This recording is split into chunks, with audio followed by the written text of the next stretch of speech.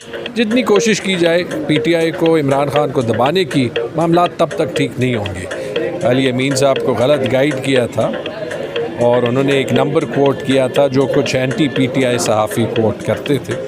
Sir, मरकज़ में जो मामलात है वो तो सबके सामने, अभी आप लोगों ने प्रेस कॉन्फ्रेंस भी की, लेकिन सूबाई लेवल की बात करूँ कि क्या सूबाई लेवल पे कोई मुज़ाकरात हो रहे हैं, किसी की थ्रू हो रहे हैं या डायरेक्ट हो रहे हैं? मैं पुख्तूनख्वा के लोगों ने 2 बार किसी को वोट नहीं दिया और पीटीआई को तीसरी बार वोट दिया और हर बार पिछली बार से ज़्यादा मजबूत वोट देते हैं। सर, पाकिस्तान तहरीक इंसाफ की तीसरी हुकूमत है सूबाई, तो वो मरकज़ के साथ और सूबाई के साथ बीच में जो गैप है, जो खला है, ये पुर कैसे होगी? में सबसे बड़ा चैलेंज एक पैसे का है जो पूरे मुल्क में नहीं है। सुबह इस वक्त कितना एक मकरूज़ हो चुका है, क्योंकि सियासी खरीबों का दावा है कि सुबह खैबर पख्तूनख्वा बहुत मकरूज़ हो गया, तो कितना एक कर्जा चढ़ चुका है अभी इस वक्त पे? अवाम की पहली तरजीह है वो इमरान खान को निकालना और निज़ाम में जमहूरियत और इंसाफ लाना। वफाक अपनी पूरी कोशिश कर रही है कि केपी को फाइनेंसेस ना दे। इस निज़ाम में, इस ब्यूरोक्रेटिक सिस्टम के साथ अवाम के तवक्कुआत पर हुकूमत करना बहुत मुश्किल है।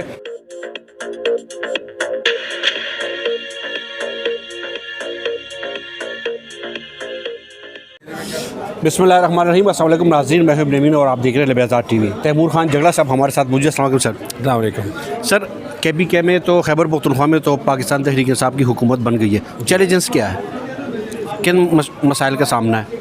एक तो लोग मेरे ख्याल में फ़िलहाल जिस मूड में है तो गवर्नेंस करना पाकिस्तान में आसान नहीं है, क्योंकि मेरे ख्याल में जो अवाम की पहली तरजीह है वो इमरान खान को निकालना और निज़ाम में जमहूरियत और इंसाफ लाना है।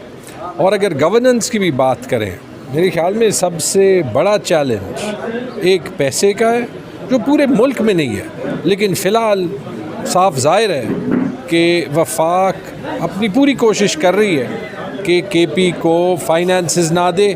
और दूसरा चैलेंज जिसके लिए भी बिल्कुल फ़ंडामेंटल रिफ़ॉर्म चाहिए, इस निज़ाम में, इस ब्यूरोक्रेटिक सिस्टम के साथ अवाम के तवक्कुआत पर हुकूमत करना बहुत मुश्किल है। इसलिए ये वक्त आ गया कि हम एक ही बार अपने सिस्टम को दुरुस्त करें।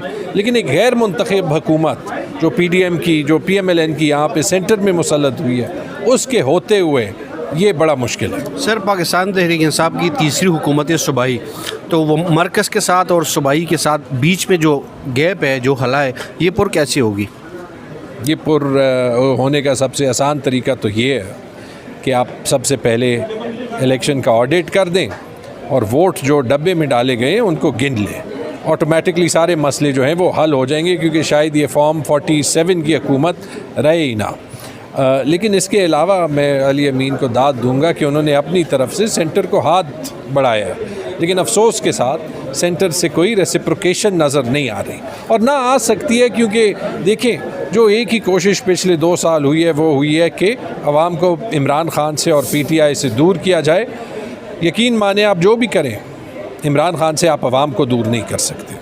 सर, मरकज़ में जो मामलात है वो तो सबके सामने, अभी आप लोगों ने प्रेस कॉन्फ्रेंस भी की, लेकिन सूबाई लेवल की बात करूँ कि क्या सूबाई लेवल पे कोई मुज़ाकरात हो रहे हैं, किसी की थ्रू हो रहे हैं या डायरेक्ट हो रहे हैं? मैं हुकूमत का हिस्सा नहीं हूँ तो मुझे इसके बारे में नहीं पता।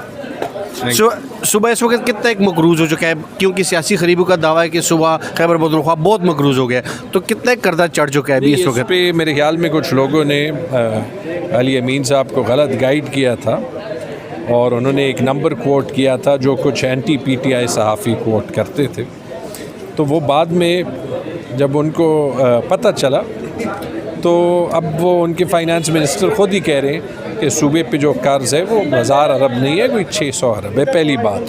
दूसरी बात, आप कोई भी इंडिकेटर ले लें सूबे पे डेट का, तो वो सिंध और पंजाब से बहुत बेहतर है। दूसरी बात, तो इन दोनों चीज़ों को जब आप देख लें तो मेरे ख्याल में ये सिर्फ पीटीआई के जो क्रिटिक्स हैं उनको चूँकि ये बात बिल्कुल समझ में ही नहीं आती कि जो पीटीआई की परफॉर्मेंस रही है या जो इमरान खान का विज़न है, जिसकी वजह से तारीख़ में कभी पख्तूनख्वा के लोगों ने 2 बार किसी को वोट नहीं दिया और पीटीआई को तीसरी बार वोट दिया और हर बार पिछली बार से ज़्यादा मजबूत वोट देते हैं। तो कुछ ना कुछ तो उन्होंने जो है वो ढूंढना है। बाकी अगर निज़ाम ठीक हो जाए और पीटीआई की केपी की गवर्नमेंट को थोड़ा सा हेल्प मिले तो यकीन माने कि केपी रिफॉर्म में और तरक्की में पूरे पाकिस्तान को रास्ता दिखा। सर, जनरल इलेक्शन हो, बाई इलेक्शन हो, मामलात किस तरफ जा रहे हैं, क्या कहेंगे आप?